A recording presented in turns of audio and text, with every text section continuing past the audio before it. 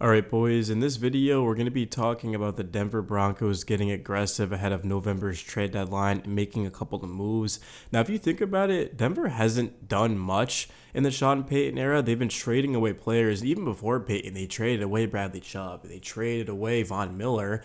And I get that those moves obviously resulted in Cooper getting more reps. It resulted in Nick Benito getting drafted, that second round pick. They got Sean Payton because of that first round pick, right? So the moves made sense. But given that the Broncos are 5-2, they're in first place in the AFC West division. To me, I'm not going to say they look clearly like the best team in this division. They lost to the Chargers, which we know that was a kind of a game that got away. The Chiefs, they haven't played them yet, but the Chiefs have started to look good. I think Denver has much better football ahead of them, but they've got to get the proper pieces to be able to do that.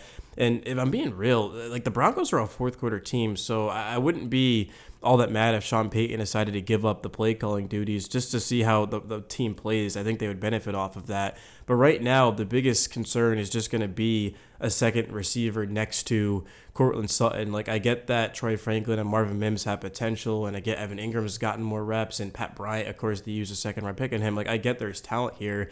But in order to win a Super Bowl, this team is going to need a legit wide receiver two across from Cortland Sutton on the outside. And what better player than Chris Olave to be able to do that? I mean, we're talking about an absolute stud, a guy who's been held back in New Orleans. And Spencer Rattler's played some high-level football, don't get me wrong here, but he's not going to be able to win anything there. And given that Peyton was with the Saints, of course, he's going to be linked Olave to the team. So is Alvin Kamara. I don't think the Broncos necessarily need another running back. I'm content with J.K. Dobbins and R.J. Harvey.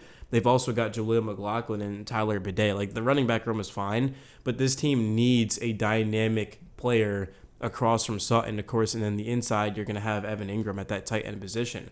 I think that would make the Broncos go from a good team to a great team overnight. But there's still another position that I'd like to see the team address, and that's going to be the guard position. So currently, you got to realize that at the left guard position, Ben Powers ended up being placed on the IR, which sets up Alex Polzweski to be the starter. And I don't think he's the worst player in the world. He's been here for 3 years at this point, so he has that familiarity with the scheme. But I would like to see Denver go out and bring in a veteran. I mean, clearly the Broncos the past couple of weeks without Powers have been a worse offense. They're not running the ball as well. So the sample size is small, but kind of hear me out. Since Powers injured his biceps against the Eagles in Week 5, the Broncos ranked 5th in the league in average yards per carry by running backs, 5.1 through the first 5 games. And I've seen that average drop to 3.6 yards per carry in the 2 games since, which ranks 23rd. So clearly this team is not running the ball as efficiently as they were before. And the Broncos, in order for them to get to where they want to go, they're going to have to be a run-first team. Yes, Bo Nix is clutch, and when the game's on the line, he's at his best. But this team has to be able to run the ball and to run the play action off of that, because it just makes this offense be way more versatile, because Sean Payton has the whole playbook open up to him. But if you can't run the ball on first down, now you're in a second and long. And if you try to run it again, now you're in a third and long. And that's just been the common theme for the Broncos really this entire season. They've had some really good stretches. Like, they had a great stretch against the Chargers, against the Colts, against the Eagles in the fourth quarter. And then most recently, of course, against the Giants in the fourth quarter.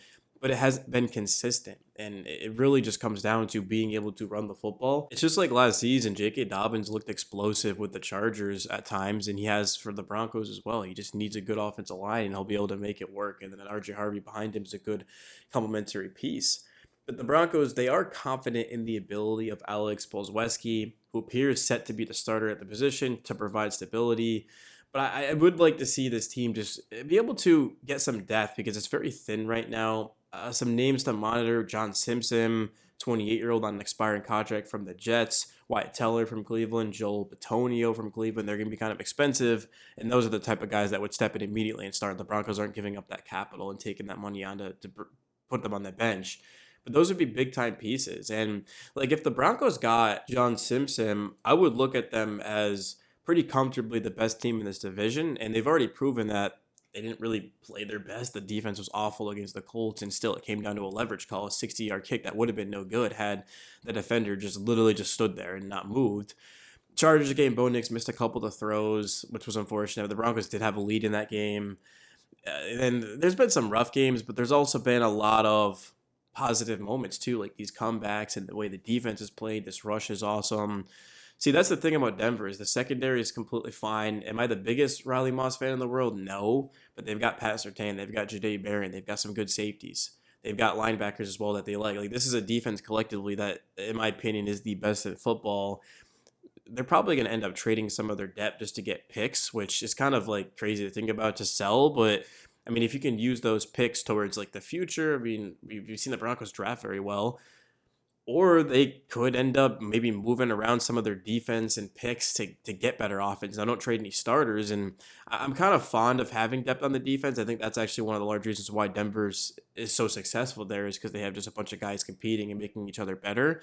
But this team does need another receiver, and they do also need a left guard. If you get a right guard and move into left guard, it just yeah, it's not the most difficult thing in the world, but you'd rather just go out and get a left guard. Like that makes more sense to me, which is why like Teller, I don't really think that makes the most sense. But I did read that in an article.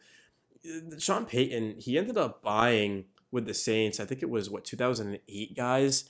He went out and he made a trade for a corner, and I think the Broncos could do the same. And if you've been listening to Payton in the press conferences, talking to the media, he has spoke about this team does need another receiver across from Cortland Sutton. Yes, he likes the skill positions, and he thinks they've got potential. But in terms of winning a Super Bowl, I think it's going to be a tough task to ask Bo Nix to be able to work with what he's got, especially because Sean Payton has been holding him back. So if Payton could come up with a plan to really ramp up Evan Ingram and to really ramp up Troy Frankel, and then yeah, I mean I'm sure this could work, but I don't think the Broncos can beat the Bills. I mean I think they could beat the Colts, but like the Bills is the one team that I'm kind of concerned about. Like I get in the offseason they went out and they got Dre Greenlaw, who's suspended right now. They went out and they got what the hell happened to Greenlaw? How did he get suspended? One game suspension was upheld, and he will be sidelined against the Cowboys. See, like, what is going on, man? That's just inexcusable. This is a big game at home against the Cowboys, especially because the Chiefs are kind of creeping up here, and the Chargers have the tiebreaker. So if they tie with the Broncos, I mean, then they're going to be in the lead. There's still one more game remaining, of course, in Denver. But this is a team that I think has so much potential, and it does remind me a lot of those great teams that Sean Payton had, but there's holes, and holes are exactly how you don't win big games. And we saw them against the Bills, and if you can kind of clean them up, like you go up against the Colts in the playoffs, if you patch up another guard, you patch up another receiver. I mean, we're talking about the Broncos. They're winning that game. Like even if they had just had that against the Colts, they would have won it. The Chargers, right?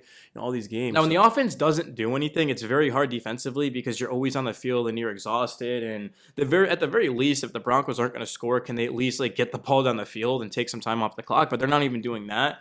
Man, it's just, dude, I'm like fired up. It's a big win. Man, being a Bronco fan, dude. I ordered this Broncos hat right over the weekend. I went out